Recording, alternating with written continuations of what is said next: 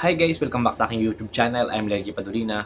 Sa video ito guys ay pag-uusapan natin paano mawala ang kaba sa job interview. Ayan. Kasi ang dami pong nagtatanong sa atin at humingi din ng advice about dito na paano ba sir mawala ang kaba kapag ako'y ini-interview or kapag kami ay isasalang na sa job interview. Kasi hindi po namin maiwasan ito, lalo-lalo na sa mga first timer. Ayan, ito ay makakatulong po sa inyo. Kaya kung bago ka pa lang sa aking YouTube channel, ay maaari bang humingi na isang subscribe para lagi kang updated sa ating mga ilalabas na video. Kasi nagtuturo po ako about sa pag-apply sa fast food chain.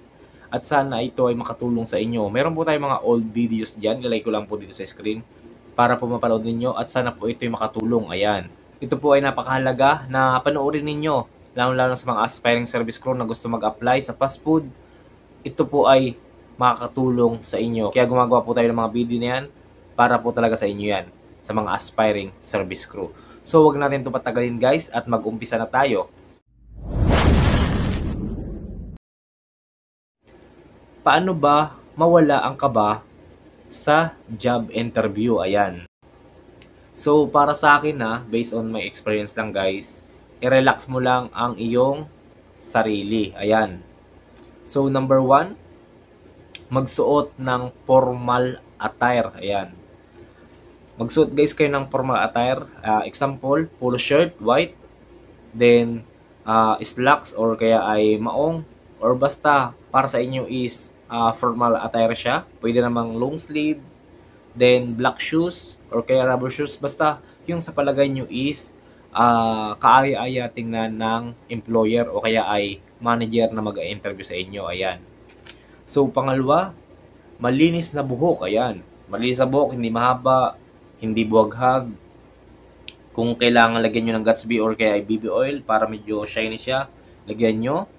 Then, bigote. Pakiahit. Bago ka sumalang sa interview, pakiahit yung bigote mo. Then, balbas. Dito. Ihitin mo rin bago ka sumalang sa interview. Then, yung kuko.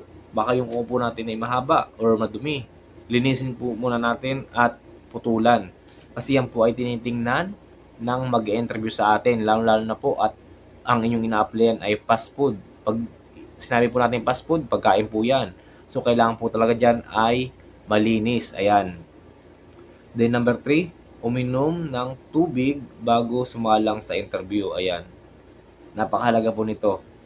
Uminom po muna kayo ng tubig bago kayo sumalang sa interview. Kasi baka po kayo ay kabahan, magdadry po yung inyong lalamunan. Tsaka pa dito po talaga ang pag-inom ng tubig ay nakakawala ng kaba, nakakawala ng nervyos. Makaka-relax po kayo niyan. So, number 4, makinig sa nag-e-interview. Ayan, makinig po kayo sa nag-e-interview sa inyo. Then, eye-to-eye contact dapat. Ayan, yung hindi po kayo palingalingan ganyan, lingon sa kanan, lingon sa kaliwa, parang may nahanap. Kailangan tutok lang kayo sa nag-i-interview sa inyo, eye-to-eye contact, face-to-face, ayan. Huwag po kayong payuko-yukong ganyan. Basta, parang ganito, eye-to-eye contact lang po kayo. Then, makinig kayo sa nag-i-interview sa inyo. Ganun po dapat talaga. Then, sumagot ng di kinakabahan. Isipin mo lang na kaibigan mo yung taong kausap mo. Ayan. Kapag po kayo ni-interview, huwag kayong kakabahan. So, kung ano yung tinanong niya, sagutin nyo lang po. Kung ano yung tinanong niya. Example, ikaw ba ay dati ng service crew? Siyempre, pag hindi ka naman ex-service crew, sabihin nyo lang po na, hindi po, first time ko lang po. Nagbabaka sakali po ako na baka matanggap dito. Ipapakita ko naman po yung best ko bilang isang hardworking person. Ayan. Ganun lang. Sagutin nyo lang ng maayos, then eye-to-eye contact. Huwag kang pautal-utal. Kung ano lang yung tanong niya, sagutin mo lang ng medyo masaya. Ayan. Talagang masaya dapat. Kaka-smile kayo para hindi kayo mukhang takot. Tsaka sumagot kayo ng direct to the point. Huwag kayong masyadong magkwento ng talambuhay nyo. Huwag nyong patagalin. Kasi baka mamaya mainip yung nag-interview sa inyo. Kasi marami pang i-interviewin sila. So, lalong hindi ka tanggapin. Baka hindi na tapusin yung mga tanong sa'yo kasi ang tagal mo magsalita. So, kung ano lang yung tanong niya, yun lang din sagot mo. Tapos, eye-to-eye contact at huwag kang kabahan. Yun lang yun. Napaka-basic lang. Alam nyo naman, di ba, kapag nakakapag-usap kayo sa inyong mga kaibigan, sa inyong mga kakilala, so parang ganun lang din. Parang masaya kang nakikipag-usap, sinasagot mo yung mga tanong sa'yo, so ganun lang. Then, number 6, huwag magsisinungaling. Ayan, ito po yung pinakamahirap pag po kayo nagsinungaling sa nag-interview sa inyo kasi magaling po yan manghuli.